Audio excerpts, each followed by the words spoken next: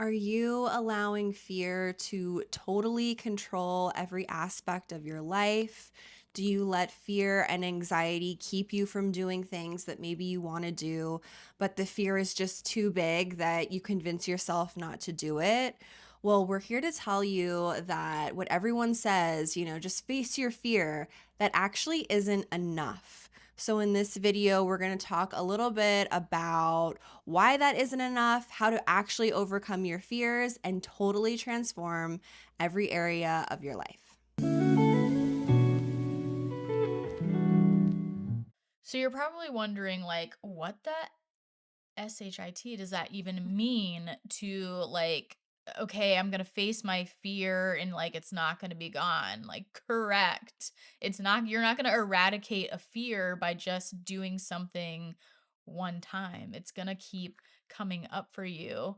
And it's about how you continue to face it and reframe the fear, right? Like, for example, like, I used to jump out of planes for a living. And yeah, there were times that I had some fears come up and I had to push past those. Of course, it was like a part of my job, but I had to like reframe that, like, okay, this is going to come up. How can I deal with it and manage it in a better way for myself so I'm not spiraling when it comes to doing this thing? Did you ever get to a point in your plane jumping career where you weren't scared or nervous to jump out?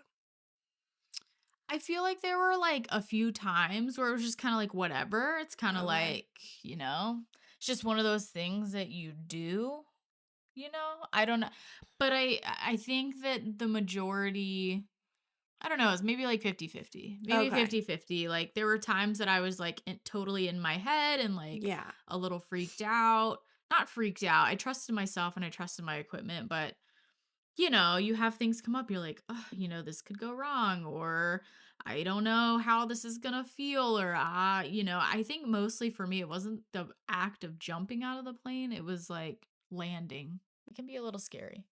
Okay, so for maybe like people that haven't been in the military, not like a super extreme example, but like still very valid fears that come up. I have like a really, or I should say, I used to have a really big fear of public speaking, like Mm. debilitating. Actually, like when I used to drink alcohol, I would drink before like every presentation in college and grad school, and oh my God, my nerves were like out of control. And I don't drink anymore. I'm sober. And so when I like sort of give presentations now, I would usually just kind of like allow my nerves to be there. But this last time, actually, we just did a light flow ceremony with a group of women. It was like less than 10 people, but still, like Mhm. situations like that would really freak me out. But like leading up to it, I just allowed the nerves and the fear to be there. And instead of like avoiding it how I would in the past, like I would feel it and then be like, oh my God, I hate this feeling. I don't want to feel this way. And I'd really get in my head about it.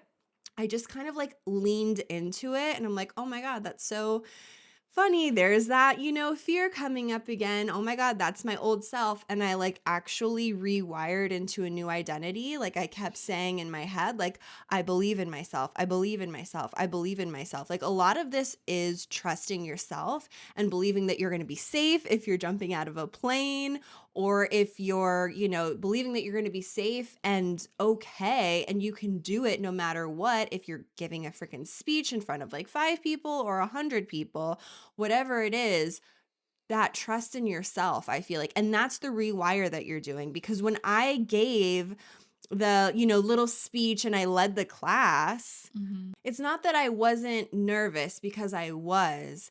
I was just more observing the nerves. So that allowed me to detach from it even more. And then I had that like really anchored in belief that I can do anything, like I've got this. So my confidence just skyrocketed. Like it was so interesting. Like, we're all multidimensional, right? Like I could feel nervous on one hand, but at the same time, I could still feel like confident. Mhm. I've never felt that way before, actually. not in that Yeah. regard. I think it was similar for me at our most recent event.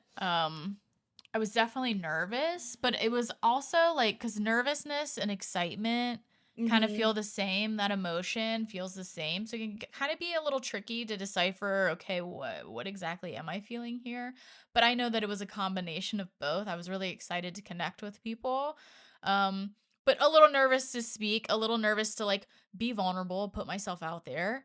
But it was cool on the other side of that nervousness and excitement and that little like combo of emotions coming up to push past that like internal fear of like, ooh, people are seeing me, they're witnessing me in this moment. Like I'm in a leadership position right now and see myself push past it and then like truly like lead like so confident and I was not planning. It's kind of funny because like she was having all of this fear come up about speaking and we were in the car on the way to the event and she was like, I'm gonna take the lead. You always make me take the lead in this. And when it comes to like speaking and then whatever, I blacked out and like I was the one who took the lead. So Yeah, and, we do, like, dry runs and stuff, but we don't usually, like, go even for, like, our YouTube videos, we're not, like, scripted, like, "Okay, let mhm. you say this, and then I say this," and I just feel like it's nice to have a flow. But anyways, I kinda wanna get back on track with, Mhm. like, different fears. Like, one, I think, final example of, like, a fear that we haven't talked about yet is fear of being alone, and Mm. I used to have that fear, and so that kept me in really toxic relationships. That fear just, like, literally paralyzed me. People would be cheating on me, abusing me, and because I was so afraid of being alone and present, I guess, with my own self and my own mind, Mhm.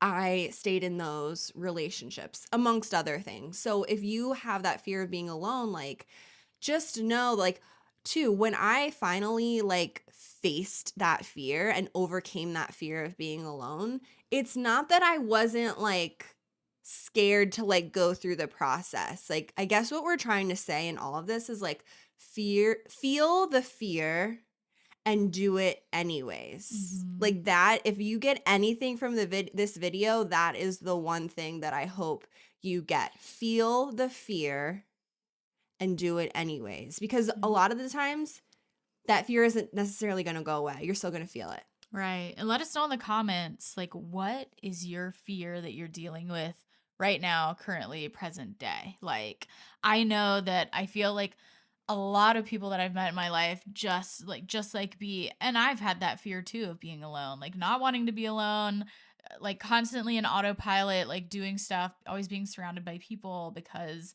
I was so afraid of being alone with my own thoughts. So just to reiterate what we talked about, it's not that you're overcoming these fears and facing it and then it goes away and then you're cured and then you never feel fear again. Mhm. No, you're still going to feel the fear. So it's just about reframing, changing your relationship to the fear, being able to observe the fear, feel it, and then still do whatever it is that you feel called to do, anyways. And you know what? Not only does that like help you overcome the fear, perhaps, but really like it allows you to feel more confident. Like you Mhm. feel on think about it. Anytime that you've done something really scary and then you came out on the other side because you survived, how good does that feel? Like it's so relieving. You feel like, oh my God, I can do anything. You feel unstoppable. The more you do that, the more confidence you build over time. So if you like this video, if it's resonating with you, let us know in the comments. And of course, like and subscribe. It truly helps the channel.